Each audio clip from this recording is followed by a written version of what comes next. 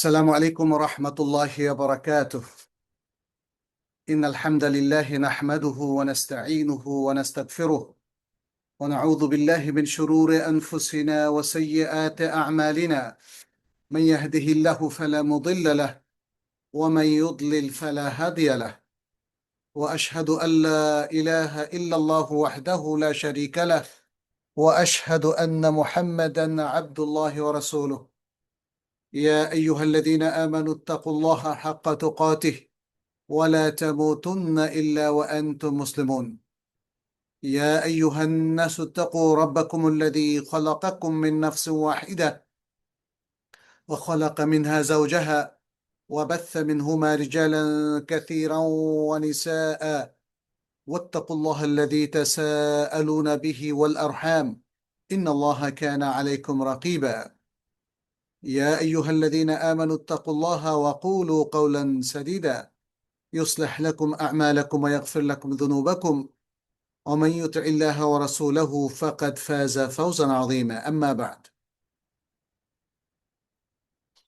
অত্যন্ত গুরুত্বপূর্ণ একটি বিষয়ের উপর আজকের আলোচনা, হারিয়ে যাওয়া ইসলামিক সংস্কৃতি কিভাবে পুনরুদ্ধার করা যায়। যারা আজকে আমাদের সাথে সম্পৃক্ত হয়েছেন, আমাদের প্রিয় মুসলিম ভাই বোনেরা, বাংলা ভাষাভাষী, কাছ থেকে দূর থেকে, পৃথিবীর বিভিন্ন প্রান্ত থেকে, আপনাদের সবাইকে স্বাগত জানাই। আপনাদের প্রতি আমাদের শ্রদ্ধা, মমতা, ভালোবাসা ব্যক্ত করছি। ওহিব্বুকুম ফিল্লাহ। আল্লাহ যেন আমাদের এই দ্বীনি মাহাব্বাকে চিরজাগরুক রাখেন। সম্প্রীতির এই চেতনা, দ্বীনের এই মাহাব্বা মুসলিম উম্মার প্রত্যেকের মধ্যে সম্প্রসারিত করে দিন। আল্লাহ যেন আমাদেরকে দ্বীনের উপর রাখেন, হেদায়েতের উপর রাখেন, এবং ভুলে যাওয়া এলেমগুলোকে পুনরুদ্ধার করার তৌফিক দান করেন। এলেম উদ্ধার হলে সংস্কৃতি উদ্ধার হবে ইনশাআল্লাহ। ইসলাম তার একদম শুরু থেকেই বিশ্বকে আলোকিত করেছে। প্রথমে এলেম দিয়ে আলোকিত করেছে, পরে এলেম ভিত্তিক ওহির কালচার দিয়ে আলোকিত করেছে। সে আলোকে পৃথিবী উদ্ভাসিত হয়েছে, জাতিগুলো অন্ধকার থেকে আলো এসেছে, নির্যাতিত মানুষ নির্যাতন থেকে মুক্তি পেয়েছে, পাপের সাগরে নিমজ্জিত মানুষ পাপ থেকে পুণ্যের একটা চমৎকার কল্যাণমূলক এবং শ্বেতশুভ্র জগতে ফিরতে পেরেছে।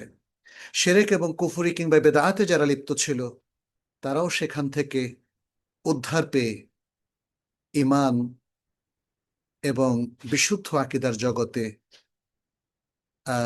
চলাফেরা করতে পেরেছে। কুফরি থেকে তাওহীদের মধ্যে তাদের উত্তরণ ঘটেছে। ইসলামের এই যে সুন্দর যে কালচারগুলো, এগুলোর অনেক কিছুই আজকে হারিয়ে যেতে বসেছে। আমরা সেটা নিয়ে আজকে আপনাদের সামনে কিছু গুরুত্বপূর্ণ কথা উপস্থাপন করব। অনেক বড় বিষয়।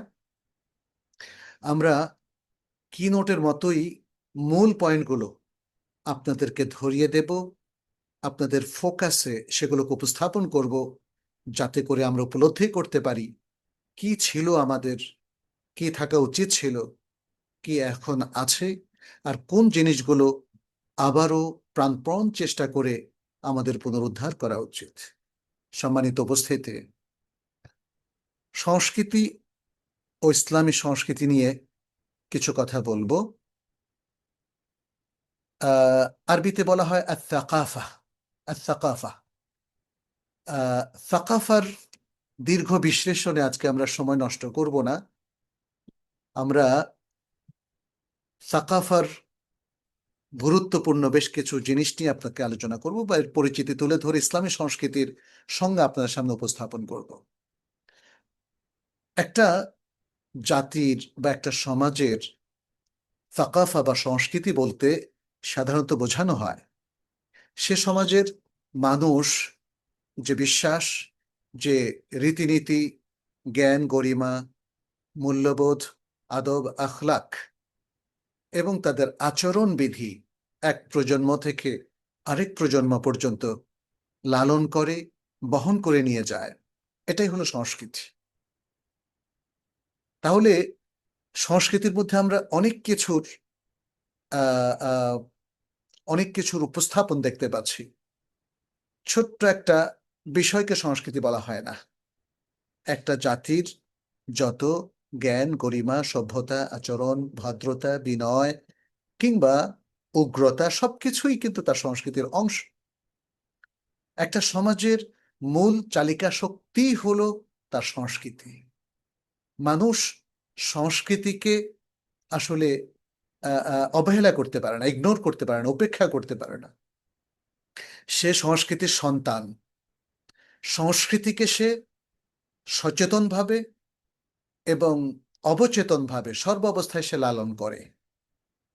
একটা সংস্কৃতি থেকে আরেকটা সংস্কৃতির ট্রান্সফরমেশন দীর্ঘ সময়ের ব্যাপার। ফলে একটা জাতির জীবনে শিক্ষা এবং সংস্কৃতি সবচেয়ে গুরুত্বপূর্ণ এবং সবচেয়ে প্রভাবশালী। তাহলে ইসলামী সংস্কৃতি মুসলিম জীবনে কতটা প্রভাবশালী সেটা মনে হয় আমাদের পরবর্তী আলোচনা থেকে আপনাদের সামনে আরো স্পষ্ট হবে। আহ ইসলামী সংস্কৃতি বলতে কি বোঝায়? ইসলামী সংস্কৃতি বলতে আসলে ইসলামী রীতিনীতি, বিশ্বাস, ইসলামী ইমান, ইমানের চর্চা, ইমানের কালচার এবং আহ পাশাপাশি আমাদের যে হালাল হারাম বেছে চলার একটা চমৎকার নীতিমালা আছে, কোরআন সুন্নাহ আমাদেরকে দিয়েছে। আমাদের যে মূল্যবোধ আছে, আমাদের যে আরবি ভাষা এবং এর মাধ্যমে ওহিকে ধারণ করা, সে ওহিকে নিজের জীবনে সমাজে বাস্তবায়ন করা, আমাদের যে জ্ঞানের ভাষা, জ্ঞানের যে উপলব্ধি এবং একাডেমিক যে অ্যাপ্রোচ, আমাদের যে সুন্দর সুসম্পর্ক, সম্প্রীতি এবং নিজেদের মধ্যে সুন্দর যে তাআতুফ, তাহাবুব, পাশাপাশি অন্য জাতির প্রতিও আমাদের মুসলিমদের যে দয়া, ইহসান, এসব কিছু হচ্ছে ইসলামী সংস্কৃতি। সব কিছুর একটা চমৎকার মিশেল হলো ইসলামী সংস্কৃতি। তাহলে মুসলিমদের আপনি বুঝতেই পারছেন যে একটা চমৎকার সংস্কৃতি রয়েছে, নিজস্ব দৃষ্টিভঙ্গি রয়েছে, নিজস্ব সভ্যতা রয়েছে, নিজস্ব আচার আচরণ বিধি রয়েছে, আদব কায়দা রয়েছে, নিজেদের পরিবার, পরিজন, সমাজ, রাষ্ট্র, শাসক, শোষিত সবার সাথে সুসম্পর্ক রক্ষার একটা চমৎকার পদ্ধতি রয়েছে। এটাই হলো ইসলামী সংস্কৃতি। আমরা দেখেছি নবী সাল্লাহ সাল্লাম এই যে সংস্কৃতিটা চালু করেছেন, এটা ধীরে ধীরে মানুষের চিন্তা চেতনায়, তার আচার আচরণে, তার দৈনন্দিন কাজ কর্মে, তার সমাজে, তার রাষ্ট্রে এটা ব্যাপ্তি লাভ করেছে। এবং এই সংস্কৃতির ষোলকলা পূর্ণ হয়েছে নবী সাল্লাহ সাল্লামের যুগে এবং পরবর্তীতে সাহাবাদের যুগে। খোলাফায়ে রাশিদিনের চমৎকার যে সুন্দর পরিবেশ, এই পুরো পরিবেশটাই ইসলামিক কৃষ্টি কালচার এর একটা চমৎকার এক্সাম্পল। সংস্কৃতির সাথে সাথে আরেকটা শব্দ চলে আসে, সভ্যতা। সভ্যতা এবং সংস্কৃতি। সভ্যতাকে আরবিতে বলা হয় হাদারা এবং ইংরেজিতে বলা হয় সিভিলাইজেশন। আর থাকাফা বা সংস্কৃতিকে ইংরেজিতে বলা হয় কালচার। তাহলে আরবিতে থাকাফা, ইংরেজিতে সংস্কৃতি, ইংরেজিতে কালচার এবং বাংলা সংস্কৃতি। এ দুটোর মধ্যে কিন্তু পার্থক্য রয়েছে। এজন্য আমরা কথায় কথায় বলি সভ্যতা ও সংস্কৃতি। সভ্যতা হচ্ছে একটা সমাজের বাইরের রূপ, তাদের যে শহরায়ন বা নগরায়ন, নগরের যে উন্নয়ন, তাদের যে প্রযুক্তি, তাদের যে প্রাতিষ্ঠানিক অগ্রসরতা, এসব কিছু হলো সভ্যতা। তাহলে একটা নগর যদি অনেক সুন্দর হয়, তার উন্নয়ন যদি অনেক ভালো হয় এবং সেখানে যদি অনেক ভালো ভালো প্রতিষ্ঠান জন্ম নেয় যা জাতিকে আলোর দিকে ঠেলে দেয়, তাহলে এটা হলো সভ্যতা। আর সংস্কৃতি হলো একটা সমাজের ভেতরের অংশ। সভ্যতা হলো বাহিরের অংশ, বাহিরের রূপ। আর সংস্কৃতি হলো ভেতরের অংশ, ভেতরের প্রাণ। যে মূল্যবোধ এবং ওয়ার্ল্ড ভিউ, বা যেটাকে আমরা বিশ্ব দৃষ্টিভঙ্গি বা দৃষ্টি বলি, এটা এটাই হলো আসলে সংস্কৃতি। মূল্যবোধ এবং ওয়ার্ল্ড ভিউ, চিন্তার নীতিমালা, চেতনার নীতিমালা, আচরণের নীতিমালা, আদব আখলাক, জ্ঞান, গরিমা, এসবই হচ্ছে একটা মূল্যবোধের মূল উৎস। এবং সেই মূল্যবোধের আলোকেই সভ্যতা চলে। তাহলে সংস্কৃতি সভ্যতাকে চালায়, বুঝতে পেরেছেন? সভ্যতা সংস্কৃতিকে চালায় না, কারণ সভ্যতা হচ্ছে বাইরের একটা রূপ। মানুষের যে ভেতরের অন্তর আছে, দেখেন, অন্তর মানুষের দেহকে চালায়, তার বাকি সবকিছুকে চালায়। তার ভেতরের সবচেয়ে বড় শক্তি হচ্ছে তার উইল পাওয়ার। ঠিক তেমনি একটা সংস্কৃতি, একটা মূল্যবোধ, একটা বিশ্ব দৃষ্টি বা দৃষ্টিভঙ্গি, এটা মানুষের সমাজকে চালায়, রাষ্ট্রকে চালায়, তার সভ্যতাকে চালায়। আশা করি সভ্যতা এবং সংস্কৃতির মধ্যে আপনারা সূক্ষ্ম পার্থক্যটা ধরতে পেরেছেন। সুতরাং ইসলামী সংস্কৃতির তাহলে সংজ্ঞায় আমরা কি বলবো? আমরা বলবো এটা একটা সম্পূর্ণ ব্যবস্থা বা ব্যবস্থাপনা। এখানে আছে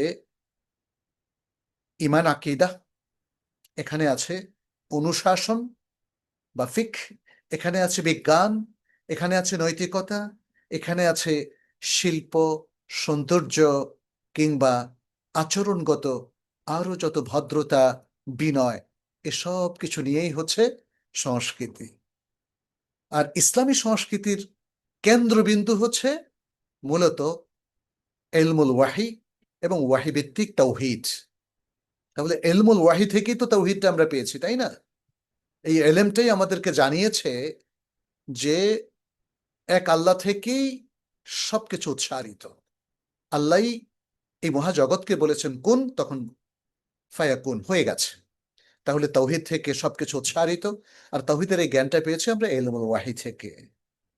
সুতরাং ইসলামী সংস্কৃতি কোনো লোকজ রীতি কিংবা কোনো জাতিগত বা ভৌগোলিক কোনো আসলে কোনো বিষয় নয়, পোশাক আশাক নয়, কিংবা একটা জাতির সাথে সংশ্লিষ্ট সুনির্দিষ্ট কোনো বিষয় নয়।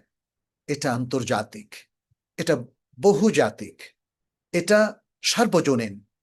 ইসলামের সংস্কৃতি যেহেতু এটা ইলমুল ওহী থেকে উৎসারিত, এবং এটা সারা পৃথিবীর সকল মানুষকে অন্তর্ভুক্ত করে। ইসলামের সংস্কৃতি এজন্য কালজয়ী একটি সংস্কৃতি, যা কোনো কালের মধ্যেও সীমাবদ্ধ ছিল না, কোনো সুনির্দিষ্ট জাতির মধ্যেও সীমাবদ্ধ ছিল না। অনেকে ভুল করে মনে করে এটা আরব সংস্কৃতি। না, এটা বিশ্ব মানুষের সংস্কৃতি, আল্লাহ প্রদত্ত সংস্কৃতি। আচ্ছা, এখানে আরেকটা জিনিস এসে পড়ে। আমরা অনেকেই ইসলামী সংস্কৃতির পাশাপাশি মুসলিম সংস্কৃতি নামক কথাটাও শুনি। এ দুটো কি একই জিনিস? না, এ দুটোর মধ্যে বেশ গুরুত্বপূর্ণ পার্থক্য রয়েছে। ইসলামী সংস্কৃতি হচ্ছে একটা সার্বজনীন ওহীভিত্তিক বিশ্ব মানবের জন্য একটা মূল্যবোধ ভিত্তিক জীবন ব্যবস্থা। আর মুসলিম সংস্কৃতি হলো এটা বিভিন্ন দেশের আঞ্চলিক অথবা কোনো ভৌগোলিক দেশ বা জাতির একটা সংস্কৃতি। যেমন বাংলাদেশের মুসলিম সংস্কৃতি আপনি দেখবেন যে এটা ভারতের মুসলিমদের সংস্কৃতি থেকে একটু আলাদা। আবার ইউরোপীয় মুসলিমদের সংস্কৃতি আবার একটু আপনি দেখবেন যে আলাদা। তাদের চলন বলন, তাদের কথাবার্তা, তাদের আচরণগত বিনয় কিংবা ভদ্রতা, এটা এক দেশ থেকে আরেক দেশ, এক স্থান থেকে আরেক স্থান, এক জনপদ থেকে আরেক জনপদ যথেষ্ট পার্থক্যপূর্ণ। ফলে মুসলিম সংস্কৃতি বললেই ইসলামের সংস্কৃতিকে নাও বোঝাতে পারে। অনেক জায়গায়, অনেক দেশে মুসলিমরা যদি বিজাতীয় সংস্কৃতিকে গ্রহণ করে ফেলে, তখন সেখানে অনেক মানুষ মনে করে যে এটা মুসলিম সংস্কৃতি, যদি ইসলাম সেটাকে অ্যালাউ করে না। নববর্ষ পালন, বিভিন্ন উপলক্ষ তৈরি করা, হ্যাঁ, বিভিন্ন লোকজ সংস্কৃতি, হ্যাঁ, লালন সঙ্গীত, কিংবা এই যে নানা ধরনের বিষয়গুলো আছে, আপনারা দেখেছেন এর অনেক কিছু ইসলামের সাথে কন্ট্রাডিক্টরি। ইসলামী সংস্কৃতিতে এমন কিছু কখনো তৈরি হয়নি, অথবা এমন কিছুর প্র্যাকটিস কখনো বৈধ হয়নি যেটা ইসলামের সাথে কন্ট্রাডিক্টরি। অতএব ইসলামী সংস্কৃতি আর মুসলিম সংস্কৃতি এক নয়। অনেক মুসলিমরা ভুলভাবে অনেক বেদাতকে গ্রহণ করেছে, অনেক শিরকে লিপ্ত হয়েছে, অনেক পাপকে তারা লোকজ সংস্কৃতি বানিয়ে নিয়েছে। সেগুলো সেই জায়গার মুসলিমদের সংস্কৃতি বলে তারা বিশ্বাস করে, কিন্তু এটা ইসলামের সংস্কৃতি নয়। তাহলে আমার মনে হয় পার্থক্যটা আপনাদের কাছে স্পষ্ট হয়ে গেছে। ইসলামী সংস্কৃতি তাহলে মূল উৎসটা কি? ইসলামের সংস্কৃতি কোন জায়গা থেকে উৎসারিত? যারা ইসলাম নিয়ে পড়াশোনা করেন তারা জানেন ইসলামের মূল উৎসই হচ্ছে আল কোরআন এবং আস সুন্নাহ। অতএব ইসলামী সংস্কৃতির মূল উৎসও আল কোরআন এবং আস সুন্নাহ। বরং ইসলামের সবকিছুরই মূল উৎস এই দুটো জায়গায়। যেহেতু নবী সাল্লাল্লাহু আলাইহি সাল্লাম বলে গিয়েছেন, তারাকতু ফিকুম আমরাইন লান তাদিল্লু মা তামাসসাকতুম বিহিমা কিতাবাল্লাহি ওয়া সুন্নতি। তোমাদের কাছে দুটো জিনিস আমি রেখে যাচ্ছি, তোমরা কখনোই পথ হারাবে না, বিভ্রান্ত হবে না যদি তোমরা এই দুটো জিনিসকে আঁকড়ে ধরে রাখো। সেটি হচ্ছে আল্লাহর কিতাব এবং আমার সুন্নাহ। সুতরাং কোরআন সুন্নাহ ভিত্তিক ইসলামের সবকিছু গড়ে উঠেছে। ইসলামী ঈমান আকীদা, ইসলামের ফিকহ, ইসলামের আচরণবিধি, আদব আখলাক, তালাবুল ইলমের কাওয়ায়েদ, ইসলামী সমাজ, ইসলামী পরিবার, ইসলামের পার্সোনাল ল, ইসলামী সমাজ এবং রাষ্ট্র, বরং ইসলামী আন্তর্জাতিক নীতিমালা, সবটাই কোরআন সুন্নাহ ভিত্তিক। তবে কোরআন সুন্নাহর সাথে আনুষাঙ্গিক আরো কিছু দলিল রয়েছে যেগুলো কোরআন সুন্নাহ ভিত্তিক। আমি বলেছি কি কোরআন সুন্নাহ ভিত্তিক। আনুষাঙ্গিক দলিল, প্রাইমারি দলিল দুটো, কোরআন এবং সুন্নাহ। তাহলে সেকেন্ডারি দলিলগুলো হচ্ছে ইজমা, কিয়াস এবং আরো বেশ কিছু আনুষাঙ্গিক দলিল, যেটি আপনারা উসুলুল ফিকহের আলোচনায় পাবেন। ইতিমধ্যে আপনারা হয়তো জেনেছেন আমাদের উসুলুল ফিকহ বইটি তাইবা একাডেমি থেকে প্রকাশিত হয়েছে, আপনারা সংগ্রহ করে নেবেন। তো যাই হোক, তাহলে ইসলামী সংস্কৃতির আরো কিছু সহায়ক শাস্ত্র রয়েছে।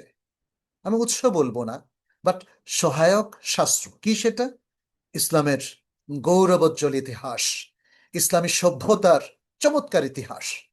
আজকের মুসলিমদের অনেক দেশে সমস্যা দেখা দিয়েছে যখন তারা ইসলামের সে গৌরবোজ্জ্বল ইতিহাস থেকে বিচ্ছিন্ন হয়ে গেছে, যখন তারা ইসলামী সভ্যতাকে ভুলে গিয়েছে।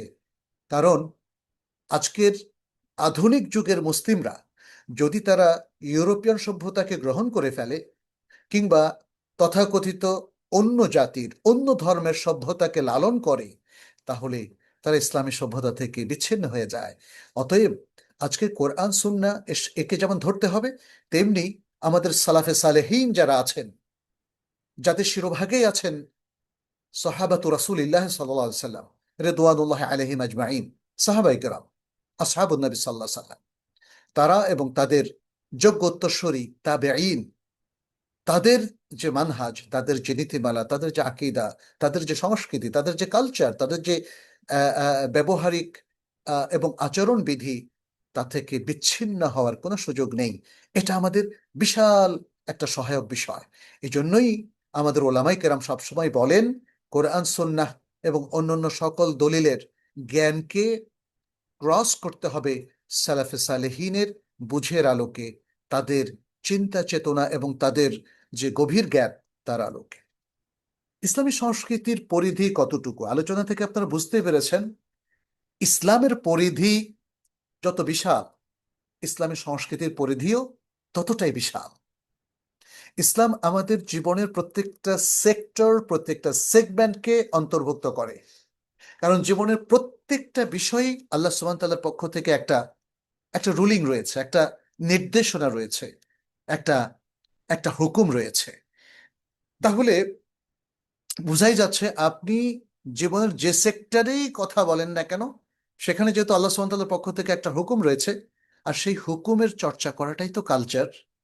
ফলে ইসলামী সংস্কৃতির পরিধি অনেক বড়। এটা ঈমান আকীদাকে যেমন সামনে রাখে, ঠিক তেমনি ইবাদত।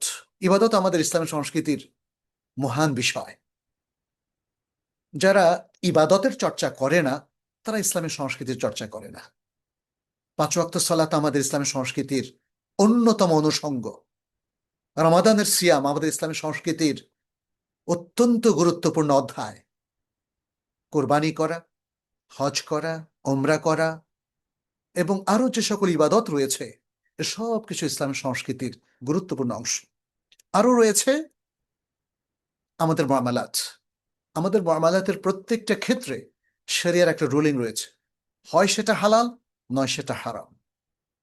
ইসলামের সাংস্কৃতিক ধারক বাহকরা হালালের মধ্যে নিজেকে সীমাবদ্ধ রাখে, হারাম থেকে নিজেকে মুক্ত রাখে।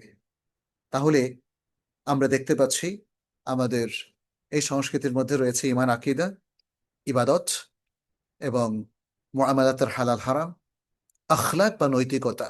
এটা ইসলামের সংস্কৃতির আরেকটা গুরুত্বপূর্ণ অধ্যায়, যেখানে আদব আখলাকের প্রাধান্য রয়েছে। ভদ্রতা, বিনয়, ভালোবাসা, সম্প্রীতি, সুন্দর কথাবার্তা, এগুলোর সমস্ত দলিল কিন্তু আপনি কোরআন সুন্নায় ব্যাপকভাবে পাবেন। সুবহানাল্লাহ। আজকে যেহেতু আমাদের মূল কথা সামনে রয়েছে জন্য এখানে আর ইলাবোরেট করছি না। তাহলে ফিকহি আহকামগুলো আমাদের কৃষ্টি কালচারের অংশ। বিবাহ, শাদী, তাই না, কাফারা কিংবা আরো যে সমস্ত বিষয়গুলো আছে এগুলো আমাদের ইসলামী সংস্কৃতির অংশ। জ্ঞান, বিজ্ঞান, জ্ঞানের চর্চা, সবকিছুকে একাডেমিকলি বিচার করা, একটা সুন্দর সমাজ ব্যবস্থা, ইসলামী সুন্দর সমাজ যেমন মদিনা সমাজটা ছিল, এবং এর পাশাপাশি ইসলামের এই যে বিশাল পরিধির কথা বললাম এর মধ্যে যে শৈল্পিকতা রয়েছে, যে সৌন্দর্য রয়েছে, যে সুন্দর সবকিছু রয়েছে। কারণ ইসলাম সবটাই সুন্দর। আল্লাহ সুন্দর, ইন্নাল্লাহা জামিলুন ইউহিব্বুল জামাল। অতএব তার সবকিছু সুন্দর, তাই না? ইসলামের সবকিছু সুন্দর যদি সঠিকভাবে আপনি জ্ঞানের আলোকে ইসলামটাকে নিতে পারেন এবং চর্চা করতে পারেন। এখানে শৈল্পিকতা, সৌন্দর্যের কথা কেন এসছে জানেন? কারণ আল্লাহর চাইতে বড় শিল্পী আর কে হতে পারে? তিনি ওয়াত্তিন ওয়াজ জাইতুনে কি কি বলেছেন? লাকাদ খালাকনাল ইনসানা ফি আহসানি তাকওয়িম। মানুষকে সবচেয়ে সুন্দর আকৃতি দিয়ে তিনি বলেছেন তিনি সৃষ্টি করেছেন। এবং আরো অনেক আলোচনা এটা আছে মানুষের সৃষ্টি নিয়ে তিনি যে কথাগুলো বলেছেন। এবং আজকের এই মানুষ পৃথিবীর সবচেয়ে সুন্দর সৃষ্টি, তাই না? এটা তো আমরা অবলোকন করতে পারছি। এবং এই যে উদ্ভিদ জগৎ, এই যে নদী, নালা, মহাসমুদ্র এবং বড় বড় সমুদ্র, তাই না, সাগর, মহাসাগর, এসব কিছুই তো সুন্দর। নদীর স্রোতস্বিনী, কলকলধ্বনি, বৃক্ষ এবং ফুল ফল সুশোভিত, চমৎকার নয়নাভিরাম প্রাকৃতিক দৃশ্য, যে দৃশ্য আল্লাহ তৈরি করে দিয়েছেন। ফল দিয়েছেন কত সুমিষ্ট ফল, কত ধরনের ফল, এমনকি টক ফলগুলো আমাদের জন্য উপকারী, তাই না? দিয়েছেন ফুলে ফলে সুশোভিত কত সুন্দর জলাধার, কত সুন্দর ভূমি ইত্যাদি। তো এই সব কিছু সৃষ্টি করেছেন মহান আল্লাহ। অতএব তার প্রকৃতি, তার সৃষ্ট প্রকৃতি যেমন সুন্দর, তার সৃষ্ট আইন কানুনও সুন্দর, তার সৃষ্ট শরীয়তও সুন্দর, তার সৃষ্ট ইবাদতও সুন্দর। এভাবে ইসলামী সংস্কৃতি আমাদের পুরো জীবন জুড়ে আছে।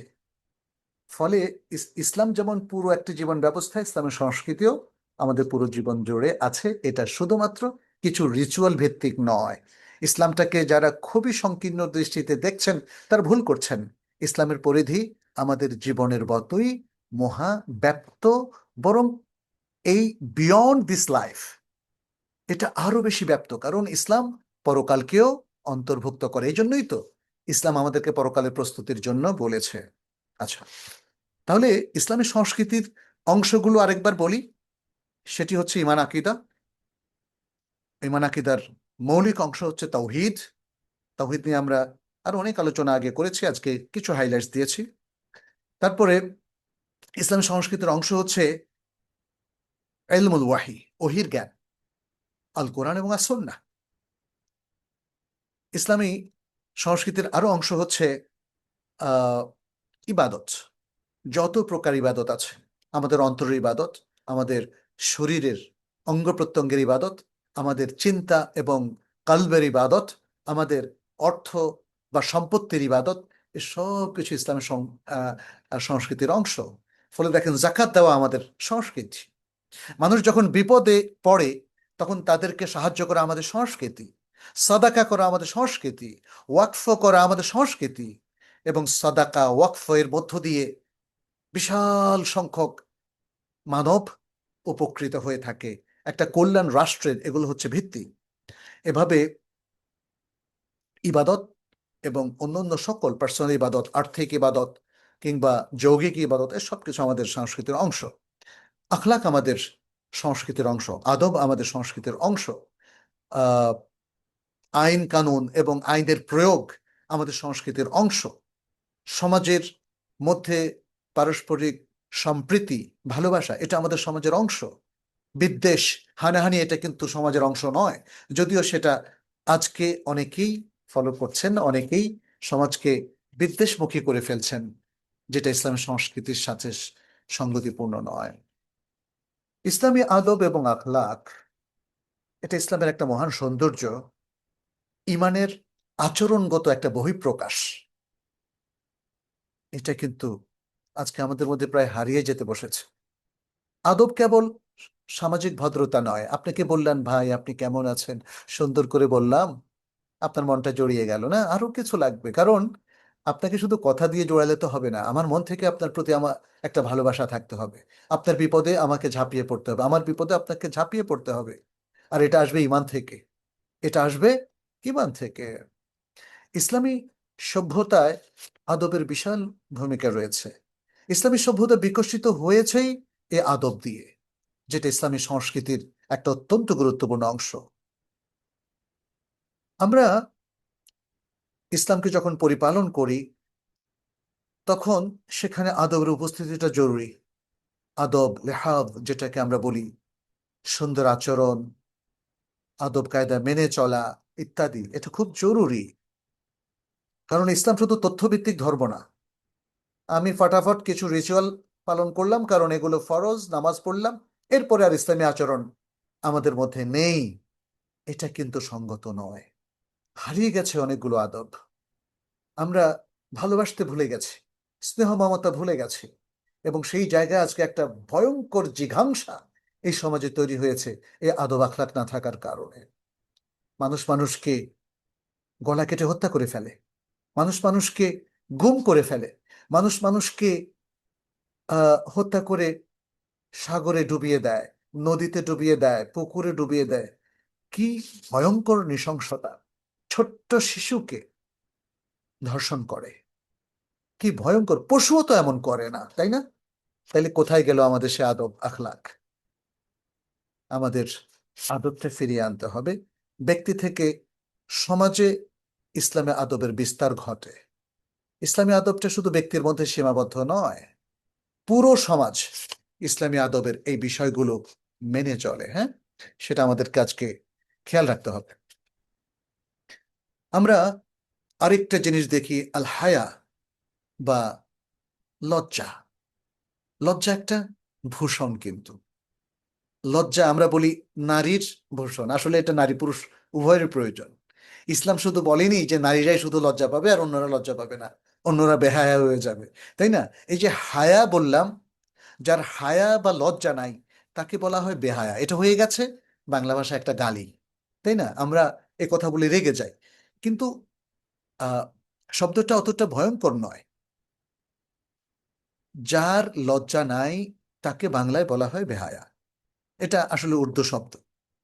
তাহলে বুঝতেই পারছেন, যদি আমি হায়ার মধ্যে থাকতে চাই, এটা খুব জরুরি যাতে এই গালি থেকে আমি নিজেকে নিষ্কৃতি দিতে পারি। আজকাল অনেক মানুষের মধ্যে এই চরিত্রটা নাই, যারা অশ্লীলতার মধ্যে নিমজ্জিত, অশ্লীল পোশাক পরেন। নারীদের ক্ষেত্রে এটা বেশি প্রযোজ্য।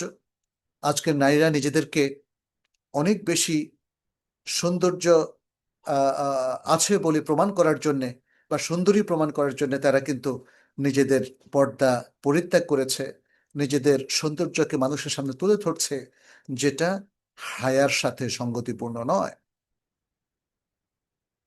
হায়াকে ইমানের অংশ বলা হয়েছে। হায়া ইমান। ইসলামের প্রত্যেকটা গুরুত্বপূর্ণ কাজই হলো, বৈশিষ্ট্য হলো এক একটা ইমান, ইমানের এক একটা অংশ। অতএব হায়া আমাদের প্রত্যেকেরই দরকার। হায়াটা কিভাবে আমরা প্রমাণ করব? হায়াটা প্রমাণ করব কোনো খারাপ কাজ করতে লজ্জা লাগা, আল্লাহর নির্দেশ লঙ্ঘন করতে লজ্জা লাগা। রাসূলুল্লাহ সাল্লাল্লাহু আলাইহি ওয়াসাল্লামের ইত্তেবা থেকে যদি কেউ বের হয়ে যান, তাহলে তার লজ্জিত হওয়া উচিত। কোনো মহিলা পর্দা থেকে বের হয়ে গেলে তার লজ্জিত হওয়া উচিত। কোনো পুরুষ দাড়ি ফেলে দিলে তার লজ্জিত হওয়া উচিত। এটা হলো হায়া। আর যদি আপনি পাপ করেন অথচ লজ্জাবোধ নাই, আপনি কুফরির মধ্যে সম্পৃক্ত হচ্ছেন অথচ লজ্জাবোধ নাই, আপনি শিরক করছেন লজ্জাবোধ নাই, আপনি সমাজ বিরোধী কাজ করছেন লজ্জাবোধ নাই, আপনি করাপশনে জড়িত হচ্ছেন লজ্জাবোধ নাই, আপনি ঘুষ খাচ্ছেন লজ্জাবোধ নাই, আপনি আ, আ, আ, হারাম খাচ্ছেন, সুদ খাচ্ছেন, কোনো লজ্জা আসে না। আল্লাহু আকবার বলুন তো, কত মানুষের জীবনে এই হায়াটা হারিয়ে গেছে। ইন্না লিল্লাহি ওয়া ইন্না ইলাইহি রাজিউন। আজকে অবাধ মেলামেশা, জেনা ব্যভিচারে পড়ে গেছে। আজকে সমকামিতার অধিকার নিয়েও কেউ কেউ চিৎকার করছেন। ইন্না লিল্লাহি ওয়া ইন্না ইলাইহি রাজিউন। মানুষের কি লজ্জাবোধ নাই? এটা কি চিরতরেই হারিয়ে যেতে বসেছে? সে প্রশ্নটা আজকে আমাদের পক্ষ থেকে। প্রিয় উপস্থিতি, এভাবে আমরা দেখতে পাচ্ছি আরো অনেক কিছু আমাদের হারিয়ে যেতে বসেছে। ইসলামী জ্ঞান সংস্কৃতি, সাকাফাতুল ইলম এটাকে বলা হয়। আজকে দেখেন ইসলামী জ্ঞানের চর্চাটা খুব দুর্বল হয়ে গেছে। এদেশে মসজিদের সংখ্যাও অনেক, মাদ্রাসার সংখ্যাও অনেক, কিন্তু আন্তর্জাতিক মানসম্পন্ন আলেমের সংখ্যা কয়জন? আবার দেখা যায় অল্প এলেম নিয়েই একে অন্যের বিরুদ্ধে লেগে যায়, নিজে ভালো করে বুঝে ওঠার আগেই অন্যের ভুল ধরে, বড় বড় স্কলারদেরকে কেউ কেউ রিফিউট করেন। কি জঘন্য, কি জঘন্য! এলেমের সংস্কৃতিটা হারিয়ে যেতে বসেছে আজকে আমাদের বাংলাদেশের মুসলিম সমাজে, বরং আরো অনেক সমাজে। প্রকৃত আলেম খুঁজে বের করা এখন কঠিন হয়ে পড়ছে। অথচ এলেম তো ইসলামে অত্যন্ত গুরুত্বপূর্ণ একটা একটা বিষয়। বরং ইমানের আগেও এলেমকে গুরুত্ব দেওয়া হয়েছে, কারণ ইমানটা আপনাকে আনতে হবে এলেমের আলোকে। আপনার তৌহিদের নলেজে যদি গন্ডগোল দেখা দেয়, তাহলে কি আপনি মোমেন থাকবেন বলেন? আপনি নাওয়াকিদুত তৌহিদের মধ্যে যদি লিপ্ত হন, তাহলে কি আপনি মোমেন থাকবেন? নাওয়াকিদুত তৌহিদ আমাদের জানতে হবে, তৌহিদের জ্ঞানটা আমাদের জানতে হবে। জন্য আল্লাহ সুবহানাহু ওয়া তাআলা বলছেন, ফা'লাম আন্নাহু লা ইলাহা ইল্লাল্লাহ, লা ইলাহা ইল্লাল্লাহর জ্ঞানটা অর্জন করে নাও। আর জ্ঞানের সংস্কৃতি ইসলামে অত্যন্ত জরুরি বলেই নবী সাল্লাল্লাহু আলাইহি সাল্লাম একটা হাসান সানাদের হাদিসে বলেছেন, তলাবুল ইলমি ফরিদাতুন আলা কুল্লি মুসলিম, প্রত্যেক মুসলিমের উপর জ্ঞান অর্জন করা ফরজ। সুনান ইবনে মাজার মধ্যে এই হাদিসটি এসেছে। জ্ঞান অর্জনের কৃষ্টি কালচারকে শক্তিশালী করার জন্য আল কুরআন এবং আস সুন্নায় আরো অনেক নুসুস রয়েছে। আল্লাহ সুবহানাহু ওয়া তাআলা প্রথম আয়াতেই বললেন ইকরা। কেন বললেন পড়ো? কারণ না পড়লে জ্ঞান অর্জন করা যায় না। আল্লাহ সুবহানাহু ওয়া তাআলা বলে দিয়েছেন আমাদেরকে, কুল হাল ইয়াস্তাবিল্লাযীনা ইয়ালামুনা ওয়াল্লাযীনা লা ইয়ালামুন, বলো যারা জানে আর যারা জানে না তারা কি সমান? তাহলে জ্ঞানের সংস্কৃতি থেকে ফিরে আসলে আজকের মুসলিম উম্মাহ, অধিকাংশ মানুষ তাদের নিজের পায়ে কুড়াল মারবে। উম্মার অধিকাংশ মানুষ তাদের ভরাডুবি ঘটবে, তারা সত্য পথ থেকে চ্যুত হবে যদি তারা এলেমের সাথে সহাবস্থান না করে, এলেম অর্জন না করে।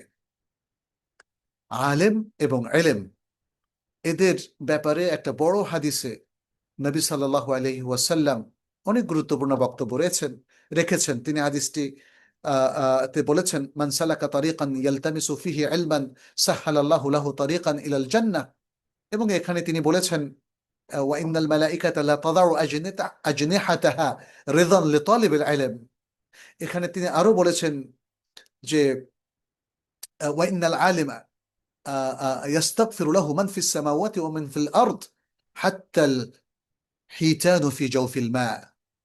এখানে তিনি আরো বলেছেন, ইন্নাল উলামা'a ওয়ারাসাতুল আম্বিয়া ওয়া ইন্নামা লাম ইউওয়ারিথু দিনারান ওয়ালা দিরহামান ওয়ারাসুল ইলম ফামান আখাযা বিহাদ্দিন ফামান আখাযা আখাযা বিহাদ্দিন ওয়াফির আও কামা ক্বালা আলাইহিস সালাতু ওয়াস সালাম।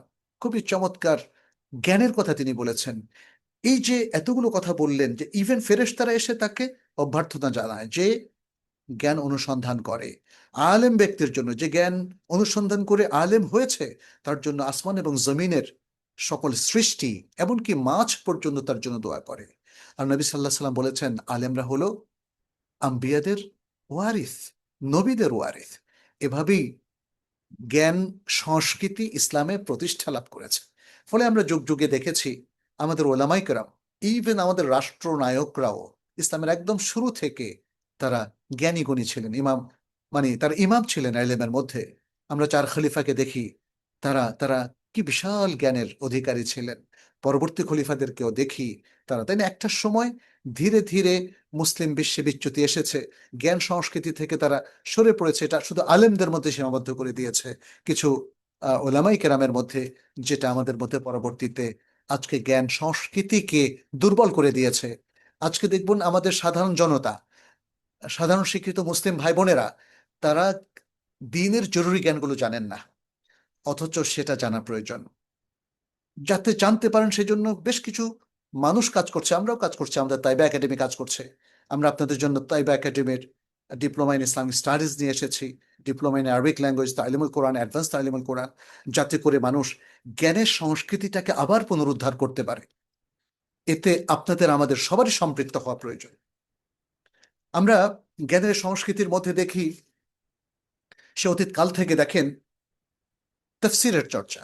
রাইসুল মুফাসসিরিন বলা হয় আব্দুল্লাহ ইবনে আব্বাস রাদিয়াল্লাহু তাআলা আনহুকে। মানে এটা তো একটা দীর্ঘ আলোচনা, আমরা সেদিকে আর যাচ্ছি না। আমরা সাহাবায়ে কেরামের মধ্যে হাদিসের ব্যাপক চর্চা দেখি, এবং বড় বড় মুহাদ্দিসিন যারা হাদিসের দিকপাল ছিলেন সাহাবায়ে কেরামের মধ্যে, আবু হুরায়রা রাদিয়াল্লাহু তাআলা আনহু, আব্দুল্লাহ ইবনে ওমর রাদিয়াল্লাহু তাআলা আনহুমা, আব্দুল্লাহ ইবনে মাসউদ, আব্দুল্লাহ ইবনে আমর ইবনে আস, এবং নারীদের মধ্যে সবচেয়ে প্রাগ্রসর মুহাদ্দিস যিনি ছিলেন, তিনি আয়েশা রাদিয়াল্লাহু তাআলা আনহা, এবং তারপরে উম্মে সালামা। এরকম আরো অনেকেই ছিলেন। সুবহানাল্লাহ। নবী পরিবারের মধ্যে, নবীদের সাহাবাদের মধ্যে জ্ঞানের কি বিশাল চর্চা।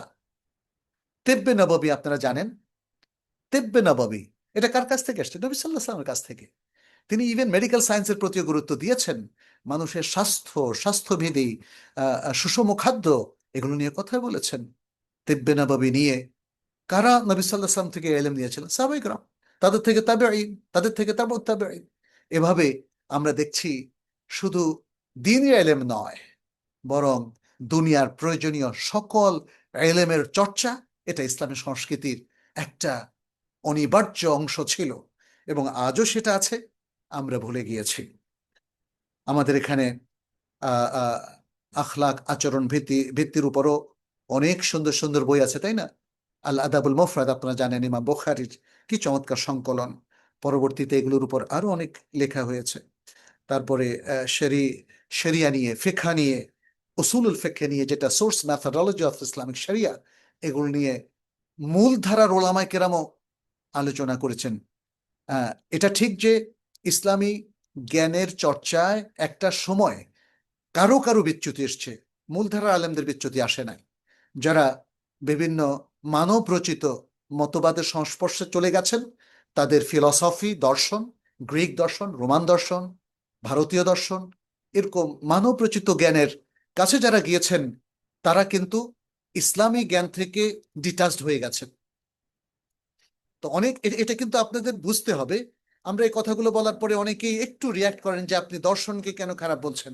না, আমরা কোনো সঠিক জ্ঞানকে খারাপ বলছি না।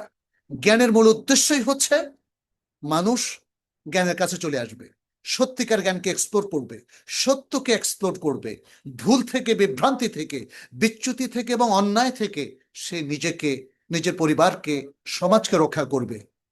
তাহলে ইসলামী জ্ঞানের চর্চা তো মানুষকে সত্যের দিকে নিয়ে এসেছে। আজকের যে জ্ঞানগুলো, অথবা মুসলিমদের যে জ্ঞানগুলো মানুষকে বিচ্যুতির দিকে ঠেলে দিয়েছে, সেটা কিন্তু সঠিক ইসলামী জ্ঞান নয়, ইসলামী জ্ঞানের সঠিক সংস্কৃতি নয়।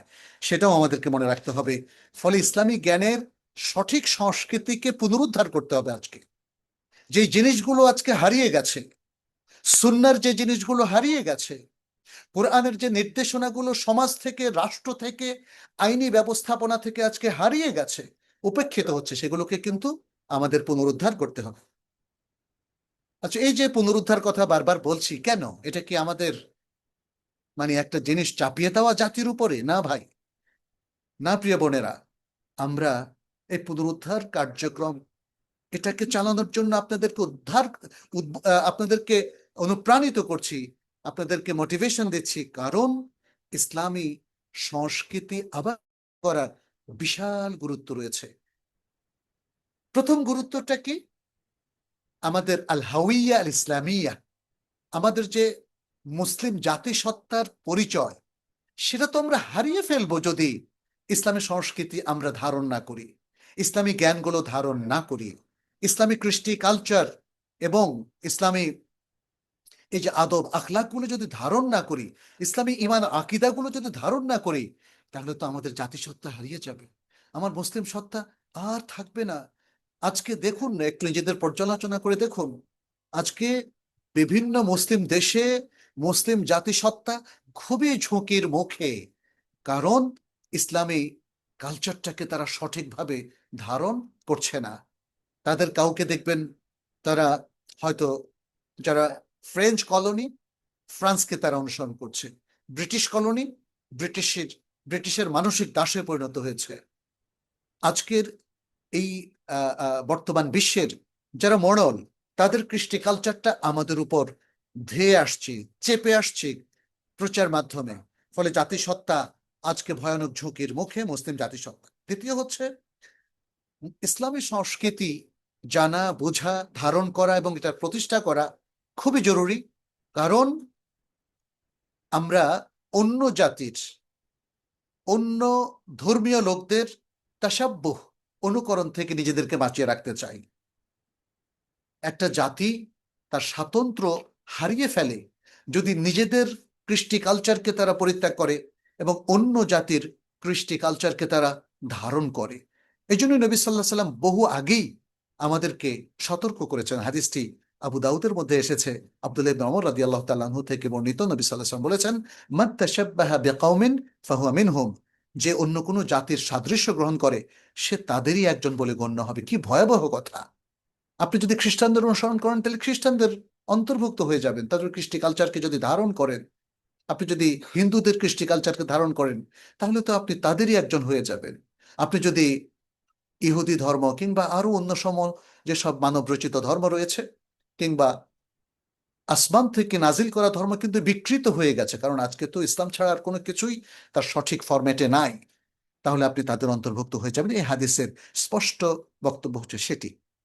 আচ্ছা, আপনি ইসলামের সংস্কৃতিকে মানবেন, প্রতিষ্ঠিত করবেন, কারণ এটি সম্পূর্ণ একটি স্বয়ং সম্পূর্ণ সভ্যতার অংশ। হ্যাঁ, ইসলামী সংস্কৃতি জীবনের সকল প্রশ্নের উত্তর দেয় ওহির আলোকে। মানে আমরা ইসলাম থেকে উত্তরটা পাই, তাই না? ইসলাম সংস্কৃতির আলোকে। ওহিটা ইসলামী সংস্কৃতির অংশ, কিন্তু মানব রচিত বা মানুষের তৈরি যুক্তি দিয়ে নয়, মানুষের তৈরি মতবাদ দিয়ে নয়।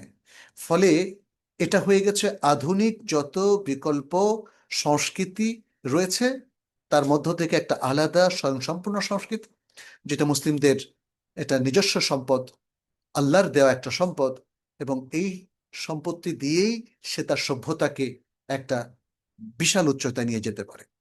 আচ্ছা, আরেকটি বিষয় আমি বলি, সেটি হচ্ছে এটা প্রোডাক্টিভিটি বাড়িয়ে দেয়। ইসলামের সংস্কৃতি পুরো মানব জাতির প্রোডাক্টিভিটি বাড়িয়ে দেয়। আপনি দেখুন, ইতিহাসে আপনি লক্ষ্য করবেন, যখনই ইসলামের সংস্কৃতি সঠিকভাবে প্রতিষ্ঠিত হয়েছে, তখনই তা বাস্তবে একটা বিশাল অর্জন তৈরি করেছে। ওই জাতির প্রোডাক্টিভিটি বাড়িয়ে দিয়েছে, ওই জাতি সভ্যতার সন্ধান পেয়েছে, ওই জাতি তাদের নিজেদেরকে একটা বিশাল উচ্চতায় নিয়ে যেতে পেরেছে, যত জঞ্জাল, যত ভুল বিভ্রান্তি, সেগুলো থেকে নিজেদেরকে উদ্ধার করতে পেরেছে। বায়তুল হেকমা, কর্ডোভা, ওসমানীয় মোগল ইত্যাদি নানা যুগের মধ্যে আপনি দেখবেন ইসলামী কৃষ্টি কালচারের বিশাল চিহ্ন সেখানে আছে। ইসলামী সংস্কৃতি আমাদের প্রয়োজন, কারণ প্রজন্ম থেকে প্রজন্মে আমরা এই মহান সংস্কৃতিকে হস্তান্তর করতে পারবো। এই সংস্কৃতি শিকড়যুক্ত, আত্মবিশ্বাসী একটা প্রজন্ম গড়ে তোলে এবং গড়ে তোলার জন্য জরুরি। আজকে আমরা যদি স্বতন্ত্র মুসলিম এবং আত্মবিশ্বাসী মুসলিম গড়ে তুলতে চাই, তাহলে ইসলামের সংস্কৃতি হচ্ছে আমাদের একমাত্র বাহন। আমরা অন্য বিজাতীয় সংস্কৃতিতে মুসলিম, স্বয়ংসম্পূর্ণ মুসলিম গড়ে তুলতে পারবো না। দাওয়াত এবং মানব জাতির অবদানের জন্য এই সংস্কৃতি পূর্ব শর্ত। যে জাতির নিজস্ব প্রতিষ্ঠিত সংস্কৃতি নাই, মানব জাতিকে দেওয়ার মতো সুসংগঠিত সে জাতির আর কিছু থাকে না। আমরা ইসলামের বা মুসলিমদের অধঃপতনে জাতি কি হারালো সে বিখ্যাত বইটার কথা স্মরণ করতে পারি। সেখানে চমৎকার সব পয়েন্ট দেওয়া আছে। ইসলামী সংস্কৃতি আমাদেরকে একটা স্থায়ী ফলাফলের দিকে সফলভাবে যেতে আমাদেরকে সাহায্য করে। স্থায়ী ফলাফলটা কি? আখিরাত। ইসলাম সংস্কৃতি আখিরাতমুখী একটা চমৎকার একটা একটা সংস্কৃতি। ওয়াল আখিরাতু খায়রুন ওয়া আবকা। আখিরাতই হচ্ছে উত্তম এবং স্থায়ী। মানুষকে দুনিয়ার জীবন থেকে, দুনিয়ার স্বার্থ থেকে, দুনিয়ার দ্বন্দ্ব থেকে, দুনিয়ার লোভ থেকে এবং হীন স্বার্থ চরিতার্থ করা থেকে মানুষকে মহান একটা মানবিকতার দিকে ফিরিয়ে দেয়, কারণ তার আসল ফলাফল তো সে আখিরাতে পাবে। এবং এই সংস্কৃতি থেকে যে মুখ ফিরাবে, সে ইসলাম থেকে মুখ ফিরালো, তার জন্য বড়ই দুর্দশা। আল্লাহ সুবহানাহু ওয়া তাআলা বলছেন, ওয়ামান আ'রাদা আন যিকরি ফাইন্না লাহু মাঈশাতান দানকা ওয়া নাহশুরুহু ইয়াওমাল কিয়ামাতি আ'মা। আর যারা আমার স্মরণ থেকে মুখ ফিরিয়ে নেবে, তাহলে তার জন্য থাকবে একটা সংকীর্ণ জীবন এবং আমি তাকে কিয়ামতের দিন অন্ধ হিসাবে উঠাবো। কিভাবে সংস্কৃতি গড়ে ওঠে? আমি একটু দ্রুত যাব, যেহেতু আমাদের সালাতুল এশার সামনে রয়েছে, একটু দ্রুত যাব। একটা সংস্কৃতি গড়ে ওঠে একজন ব্যক্তি গঠনের মধ্য দিয়ে। ব্যক্তি তার নিজেকে গঠন করবে ইলমুল ওয়াহির আলোকে, যেগুলো আমরা আলোচনা করছি ইতিমধ্যে সেগুলোর আলোকে, এবং তারপরে সে একটা সুন্দর পরিবার গঠন করবে। পরিবার হচ্ছে আমাদের ইসলামী সমাজ ও সংস্কৃতির সর্বপ্রথম প্রতিষ্ঠান। অতএব পরিবার গঠনটা খুব জরুরি, এবং পরিবার হতে হবে সুন্দর পরিবার, ইসলামী পরিবার। ইসলামের আলোকে পারিবারিক জীবন আমাদের আরেকটা কোর্স আছে, একটা বইও আছে তাইবা একাডেমি থেকে, আপনারা এটা সংগ্রহ করে নেবেন। সেখানে খুব চমৎকারভাবে আমরা দেখিয়েছি কিভাবে পরিবার ইসলাম সংস্কৃতিকে ধারণ করে এবং এই এই জায়গা থেকে কিভাবে একটা সুন্দর ইসলামের সমাজ গড়ে ওঠে। পরিবার যদি ভেঙে যায়, পরিবারে যদি ইসলাম সংস্কৃতির চর্চা না হয়, তাহলে সমাজের মধ্যে ইসলাম সংস্কৃতি গড়ে ওঠে না। তারপরে হলো তারবিয়া। ইসলামে শিশু প্রতিপালন একটা চমৎকার ম্যাথোডলজি দেওয়া আছে, আর তারবিয়ার ইসলামিয়া। আপনাকে সেভাবেই সন্তানকে তৈরি করতে হবে। ফিতরা ভিত্তিক লালন, তাদেরকে ফিতরা ভিত্তিক লালন। কুল্লু মাউলুদিন ইউলাদু আলাল ফিতরা, এই হাদিসে যে দৃষ্টিভঙ্গি দেওয়া হয়েছে, আপনাকে সেভাবে সন্তানকে গড়ে তুলতে হবে। কারণ তা না হলে আপনি যদি ইহুদিদের কৃষ্টি কালচার মানে ফলো করেন, তাহলে সন্তান কিন্তু ইহুদি হয়ে যাবে। কারণ এখানে আল্লাহ রাসূল সাল্লাল্লাহু আলাইহি ওয়াসাল্লাম বলছেন, ফাআবাওয়াহু ইউহাউইদানিহি, বাবা মা দুজন তাকে ইহুদি বানায়। আও ইউনাসসিরানি, আপনি যদি খ্রিস্টান কালচার ফলো করেন, তাহলে সন্তান কিন্তু খ্রিস্টানদের মতো হয়ে যাবে, বাবা মা দুজন তাকে খ্রিস্টান বানায়। আর যদি আপনি পৌত্তলিকতার কৃষ্টি কালচার ফলো করেন, তাহলে বাবা মা তাকে মানে পৌত্তলিক বানাবে। আও ইউমাজ্জিসানিহি, এভাবে বলা হয়েছে। অতএব আপনি তাকে ফিতরাত ভিত্তিক ইসলামের উপর তাকে লালন পালন করবেন। শিশুকাল থেকে তার মূল্যবোধ নির্ধারণ করে দিবেন, আদব কায়দা শিখিয়ে দিবেন, যেভাবে ইমাম মালিকের মা তাকে শিখিয়েছেন। বলেছেন, বাবা, এলেম অর্জনের আগে আদবটা শিখে নিও। যখন রবি নামক বিখ্যাত আলেমের কাছে ইমাম মালিককে পড়তে পাঠালেন। পরিবার থেকে সমাজ, আর সমাজ থেকেই সভ্যতা বিনির্মিত হয়। প্রিয় উপস্থিতি, আপনারা সেগুলো ভালো করে একটু মাথায় রাখবেন। এরপরে প্রতিষ্ঠানের মাধ্যমে আমাদের সাংস্কৃতিক একটা হস্তান্তর প্রক্রিয়া সাধিত হয়। পরিবার, পাশে আছে মসজিদ, মাদ্রাসা, ইসলামিক স্কুল, শিক্ষা প্রতিষ্ঠান, আলেমগণ, তারা সকলে মিলে, তারা সকলে এক একটা প্রতিষ্ঠান প্রজন্মান্তরে সংস্কৃতি বহন করে। তারপরে সামাজিক যে সংহতি, হ্যাঁ, এটাও গড়ে ওঠে আমাদের সাংস্কৃতিক যে সংহতি, এটা গড়ে ওঠে আমাদের ইসলামের সংস্কৃতি ফলো করার মধ্য দিয়ে। ইবনে খালদুন তিনি একটা কথা বলেছেন গোষ্ঠীগত একতাই একটি সভ্যতার সংস্কৃতি গড়ে তোলার এবং টিকিয়ে রাখার চালিকা শক্তিতে। মুসলিম যেহেতু উম্মা ওয়াহেদা, তাই না? মুসলিমরা হচ্ছে উম্মাতুন ওয়াহেদা, একটা উম্মা। তাদের কৃষ্টি সিমিলার, যদিও তাদের দেশ বিভিন্ন, সমাজ বিভিন্ন, বাট তাদের ইসলামী সংস্কৃতি কিন্তু একই সংস্কৃতি, কারণ এটা কোরআন সুন্নাহ থেকে উৎসারিত। ফলে পুরো একটা উম্মা ইসলামিয়া সারা পৃথিবীতে একই সংস্কৃতি গড়ে তোলে, এবং এটাই হচ্ছে উম্মা ইসলামিয়ার চালিকা শক্তি। আচ্ছা, আমরা দেখি যে ইসলাম সংস্কৃতির মাধ্যমে যে সিম্বল বা প্রতীক আমরা পেয়েছি, সেটার একটা ধারাবাহিক চর্চা আমাদের মধ্যে সৃষ্টি হয়েছে। ভাষা, আরবি ভাষার প্রতি আমাদের সবার একটা ভালোবাসা আছে, যেহেতু এটা লোগাতুল কোরআন, লোগাতুল ইসলাম, লোগাতুল সুন্নাহ। পোশাক, রীতিনীতি, হ্যাঁ, ইত্যাদি, এসব কিছু এসব কিছু পরিচয়ের আহ, আহ, একটা চিহ্নে পরিণত হয়। এভাবেই ইসলামের মধ্যে সবকিছু গড়ে ওঠে, একটা সমন্বিত নেতৃত্ব গড়ে ওঠে। যদি ইসলামিক কৃষ্টি কালচারটা আমাদের স্ট্রং থাকে, তাহলে মুসলিম নেতৃত্ব খুবই স্ট্রং হবে। আর যদি ইসলামের সংস্কৃতির অনেক কিছু হারিয়ে যায়, তাহলে মুসলিম নেতৃত্বদের মধ্যেও আপনি দেখবেন অনেক কিছু হারিয়ে গেছে। আনফর্চুনেটলি সেটাই আজকের বাস্তবতা হিসাবে আমরা দেখছি। সংস্কৃতি যদি ধ্বংস হয়, তখন কি হয়?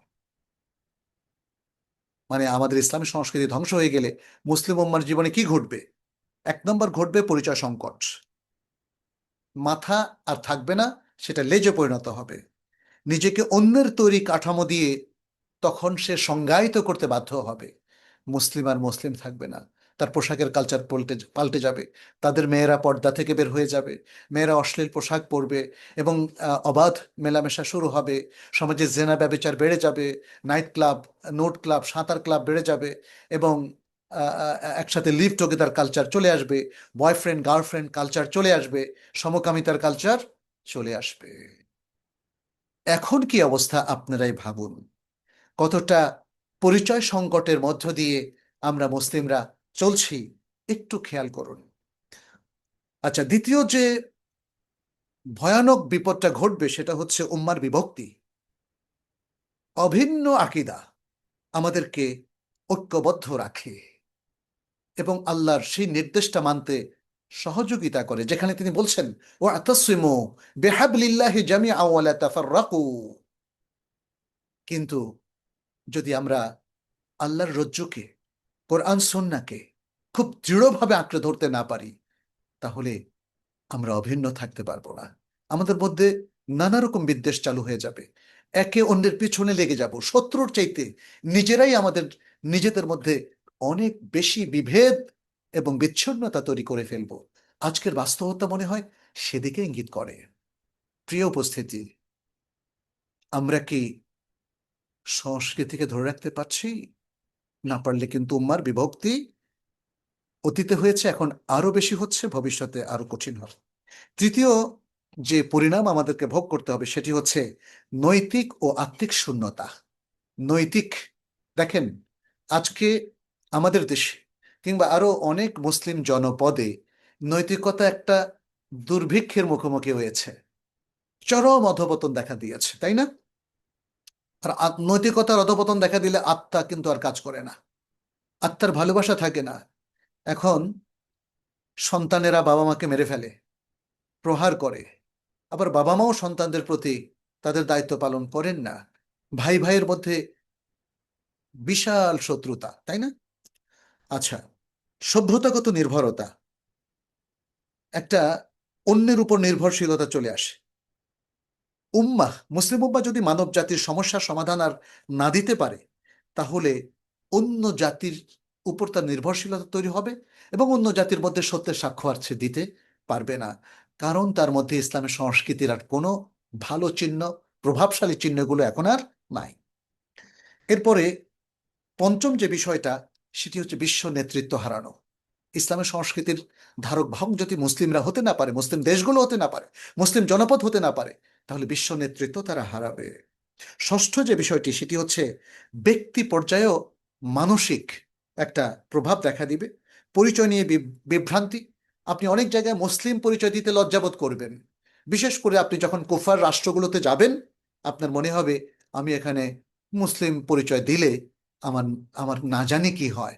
তখন আপনি মোহাম্মদকে মোহামেদ বলবেন, এভাবে নামের বিকৃতি হয়ে যায়।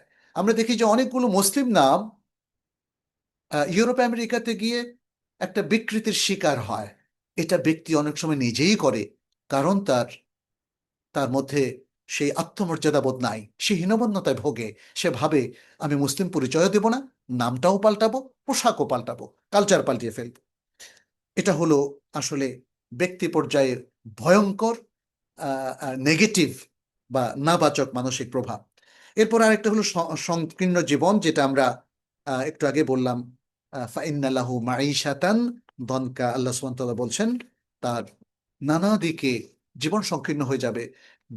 বিষয় আশয়ের মধ্যে যদি কেউ মনকে আকৃষ্ট করে ফেলে, তখন তার আর মনের উদারতা থাকে না, মনের শান্তি থাকে না, সে সবসময় একটা অশান্তিতে ভোগে।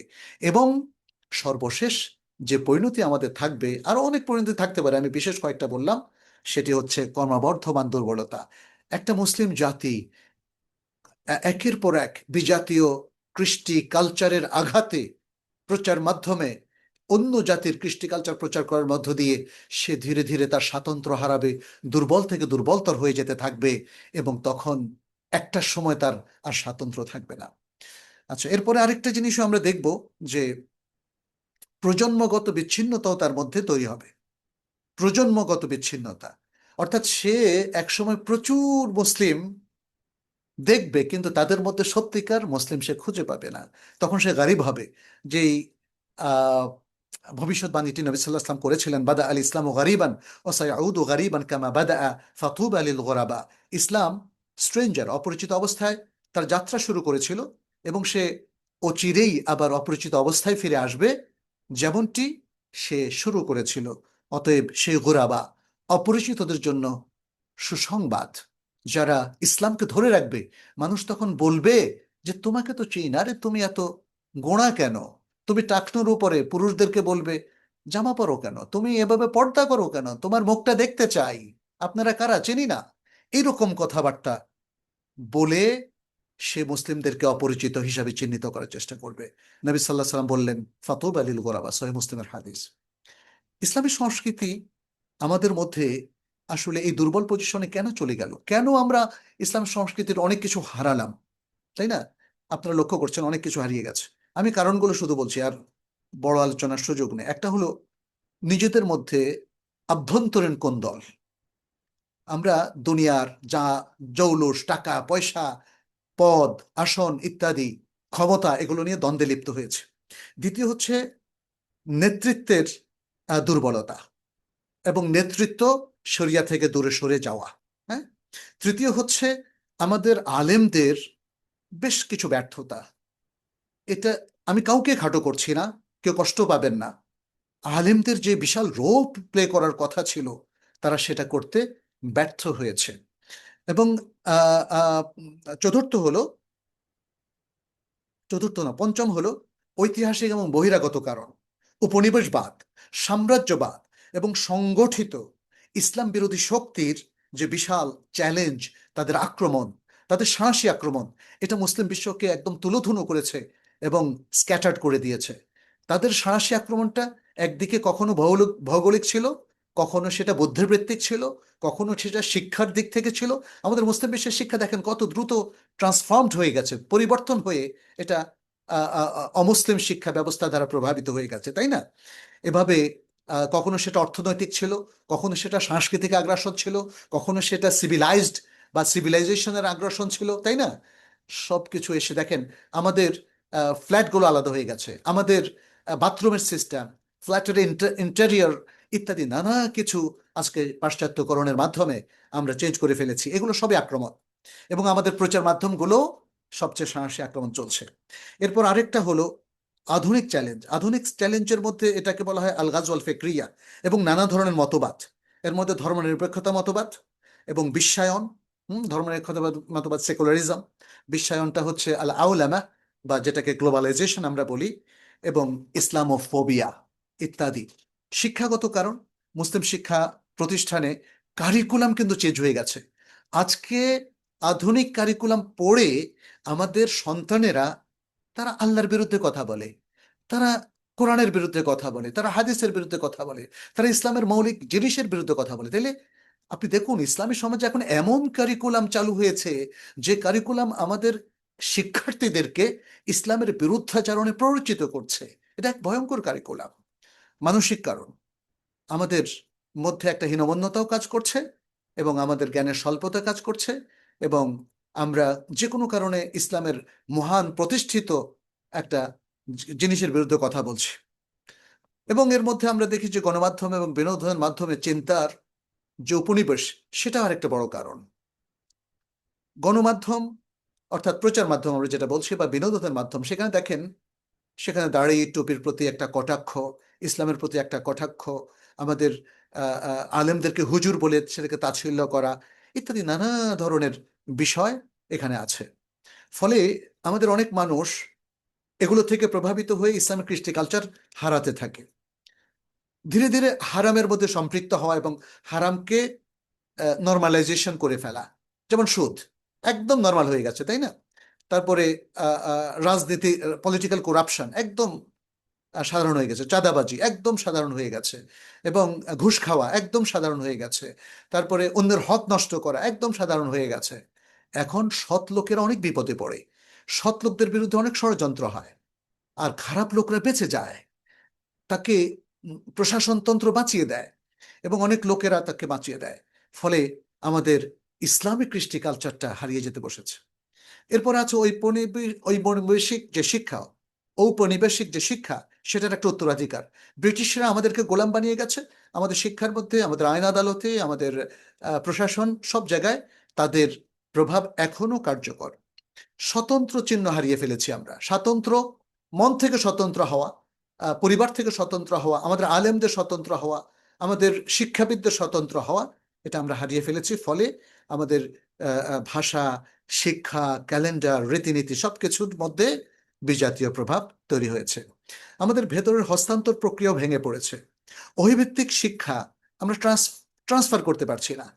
যারা অভিভিত্তিক শিক্ষা নিচ্ছেন তারা জাতীয় জীবনে সেটাকে বিস্তার করতে পারছেন না। ফলে নতুন প্রজন্ম সেই ইসলামের সংস্কৃতির আসলে মূল কনসেপ্টটা, নলেজটা, প্র্যাকটিসটা পাচ্ছে না। সময় চেতনা হারিয়ে ফেলছি আমরা, ইসলামিক ক্যালেন্ডার এবং পরিচয় হারিয়ে ফেলেছি, তাই না? এখন আর মহরম মাস কেউ গোনে না, সবাই এখন ইংরেজি সন। ইভেন লোকজ সংস্কৃতিও হারিয়ে ফেলছে। বাংলা সনের কথা যদি কাউকে জিজ্ঞেস করেন, সে বলতে পারবে না। আর ইসলামিক ক্যালেন্ডার তো আরো ভুলে গেছে। রমাদান, ঈদ, হিজরি, সময় চেতনা আমাদের মধ্যে তেমন কাজ করে না। সময়ের ভাষা পরিবর্তিত হয়ে গেছে। সাংস্কৃতিক স্মৃতি, ইসলামিক সাংস্কৃতিক যে স্মৃতি, সেটা ক্ষয় হয়ে গেছে।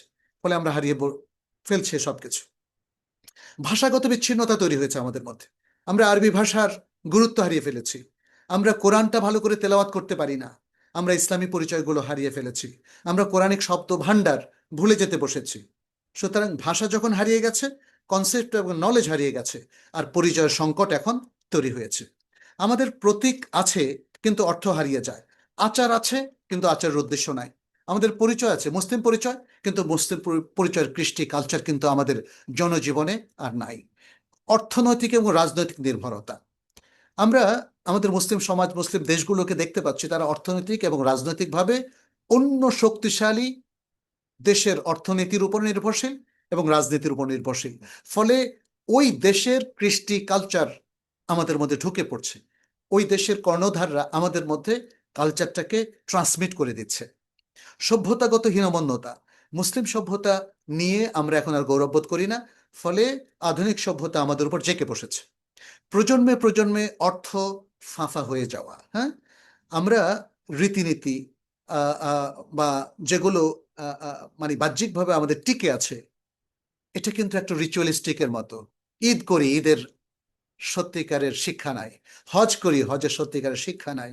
কোরবানি করি, কোরবানির সত্যিকারের শিক্ষা নাই। সলাৎ পড়ি, সলাতের সত্যিকারের শিক্ষা নাই। এগুলোর বাহ্যিক রূপটা টিকে আছে, ফাঁফা হয়ে গেছে। প্রজন্মের পর প্রজন্ম এভাবে রুটিন চলছে, কিন্তু এগুলোর যে অর্থ, এগুলোর যে শিক্ষা, এগুলোর যে লেসন, সেটা আমরা পরিত্যাগ করেছি। এখন দরকার ইসলামী সংস্কৃতির পুনর্জাগরণ। প্রিয় ভাইয়েরা, প্রিয় বোনেরা, ইসলামী সংস্কৃতির পুনর্জাগরণ ছাড়া আমাদের হারিয়ে যাওয়া সংস্কৃতি আর ফিরে আসবে না। কিভাবে সেটা করতে পারি? আমি খুব সংক্ষেপে পয়েন্টগুলো বলে আর কয়েক মিনিটে শেষ করছি। আমাদের প্রথম দরকার হচ্ছে ঈমান এবং আকীদাগত ভিত্তিকে মজবুত করা। ইন্নাল্লাহা লা ইউগাইয়িরু মা বিকাওমিন হাত্তা ইউগাইয়িরু মা বিআনফুসিহিম। নিজেদেরকে আজকে পাল্টাতে হবে। আমাকে ডায়াগনোসিস করতে হবে, অ্যাসেস করতে হবে কোন জায়গায় আমার ত্রুটি। আমার সবার প্রথমে যদি ঈমান আকীদার মধ্যে ত্রুটি থাকে, ভুল ধারণা থাকে, তাহলে ওই জায়গাটাকে আমাকে রিপেয়ার করতে হবে। দ্বিতীয় হচ্ছে আকীদাকে পুনরায় গুরুত্বের 1 নম্বর কেন্দ্রে নিয়ে আসা। ঈমান আকীদা আমাদের গুরুত্বের 1 নম্বর কেন্দ্রে নিয়ে আসতে হবে। প্রতিটা সংস্কার প্রচেষ্টা, শিক্ষাগত, প্রাতিষ্ঠানিক, সাংস্কৃতিক, সঠিক বিশুদ্ধ আকীদা এবং ঈমান থেকে গড়ে উঠতে হবে, আধুনিক অন্য ধর্মীয় বিজাতীয় আদর্শ কিংবা মানবরচিত মতবাদ থেকে নয়। তৃতীয় হচ্ছে শিক্ষা সংস্কার।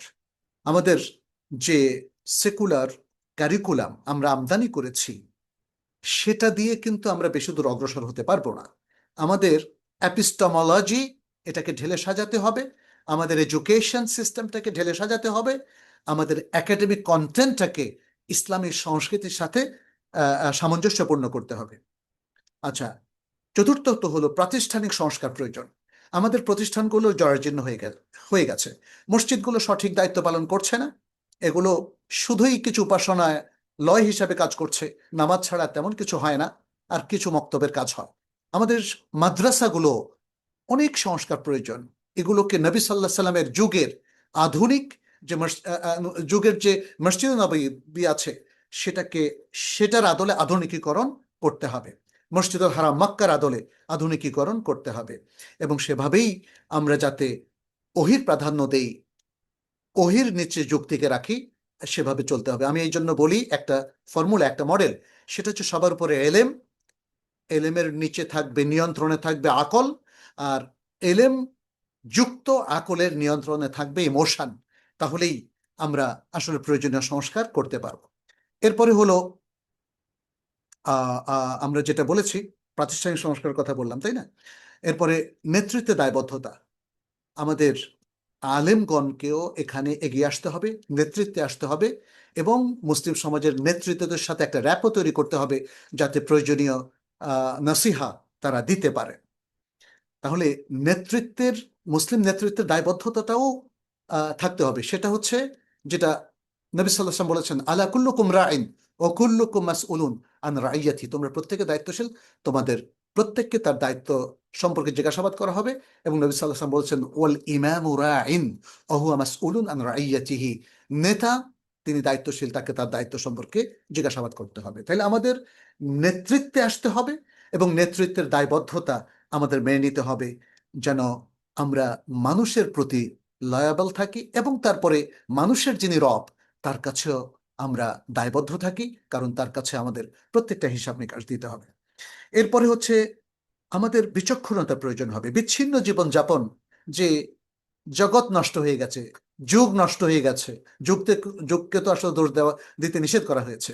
তারপর আমরা এইভাবে কথা বলি, আমরা বলি মানুষ খারাপ হয়ে গেছে, তাহলে আমি কি করব? আমি আলাদা থাকবো? নো, এই বিচ্ছিন্নতার মধ্য দিয়ে কোনো সমাধান মুসলিম উম্মার কল্যাণে আসবে না।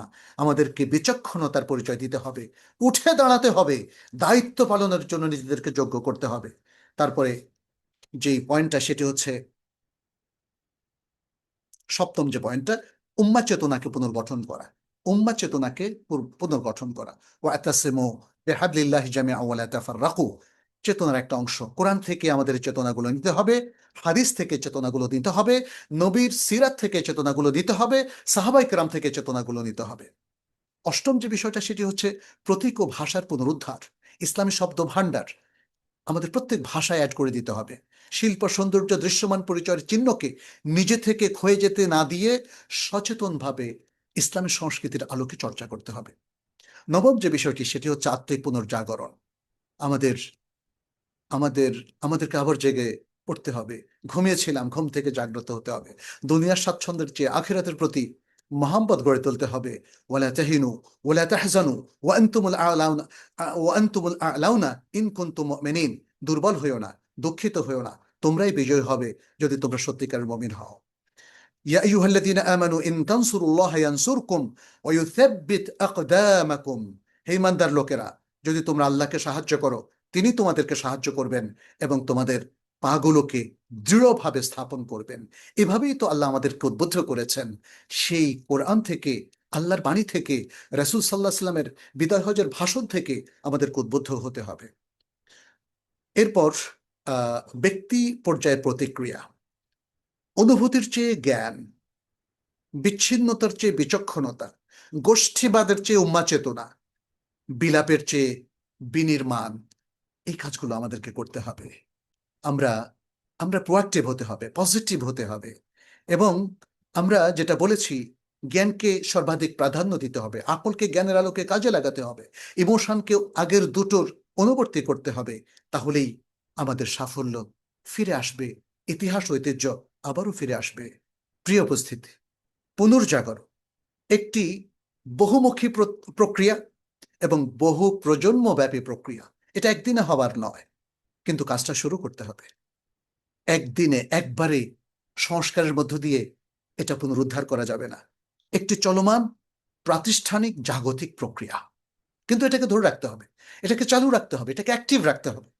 এর মধ্য দিয়েই মুসলিম জাতি আবারও তাদের ইতিহাস, ঐতিহ্য, সংস্কৃতিকে একদম এক্স্যাক্টলি টাটকা নিয়ে আসতে পারবে, যেমনটি রাসূল সাল্লাল্লাহু আলাইহি ওয়াসাল্লামের যুগে ছিল। নবী সাল্লাল্লাহু আলাইহি ওয়াসাল্লাম বলেছেন, মান রাআ মিনকুম মুনকারান ফালিয়ুগাইয়িরহু বিয়াদিহি ফাইন লাম ইয়াস্তাতি' ফাবিলিসানিহি ফাইন লাম ইয়াস্তাতি' ফাবিকলবিহি ওয়া যালিকা আদআফুল ঈমান। সহিহ মুসলিমের হাদিস। তোমাদের মধ্য থেকে যদি কেউ কোনো অন্যায়কে দেখে, তাহলে সে যেন তার হাত দিয়ে, শক্তি দিয়ে সেটাকে প্রতিহত করে। যদি সে তা না পারে, তাহলে সে যেন জিহ্বা দিয়ে প্রতিহত করে। যদি তাও না পারে, তাহলে অন্তর দিয়ে যেন সে প্রতিহত করে। আর এটাই হচ্ছে ইমানের সর্বনিম্ন অবস্থান। আমাদেরকে সবসময় চেষ্টা করতে হবে ইসলামকে বিজয় করা, কিন্তু সে অনুশাসন নিজের মধ্যে আনতে হবে, জ্ঞানের মধ্যে আনতে হবে, জ্ঞান অর্জন করতে হবে। প্রিয় উপস্থিতি, আমরা এতক্ষণ অনেকগুলো বিষয় আলোচনা করলাম। আশা করছি এখানে আসলে আলোচনা তো অনেক বড়, আমরা কি পয়েন্টগুলো সংক্ষেপে বলার চেষ্টা করছি। অনেকগুলো পয়েন্ট, আপনারা এগুলো প্রয়োজনে নোট করবেন এবং নিজেদের কর্মপন্থা নির্ধারণ করবেন। আপনাদের প্রতি আমরা আরেকটা আহ্বান জানাই যে আপনারা তাইবা একাডেমির সাথে সম্পৃক্ত হবেন, তাইবা কমিউনিটির সাথেও আপনারা সম্পৃক্ত হবেন, যাতে করে আমরা সকলে মিলে ইসলামী ঐতিহ্য, ইসলামী তুরাথ, ইসলামী সাকাফা এবং সংস্কৃতিকে আবারও আমাদের সমাজগুলোতে, দেশগুলোতে প্রতিষ্ঠিত করতে পারি। আল্লাহ আমাদের সবাইকে তৌফিক দান করুন। এতটুকু বলে আজকের মতো এখানে শেষ করছি। হাদা সাল্লাল্লাহু সাল্লামা على نبينا محمد وعلى آله وأصحابه أجمعين. سبحانك اللهم وبحمدك أشهد أن لا إله إلا أنت أستغفرك وأتوب إليك. والسلام عليكم ورحمة الله وبركاته.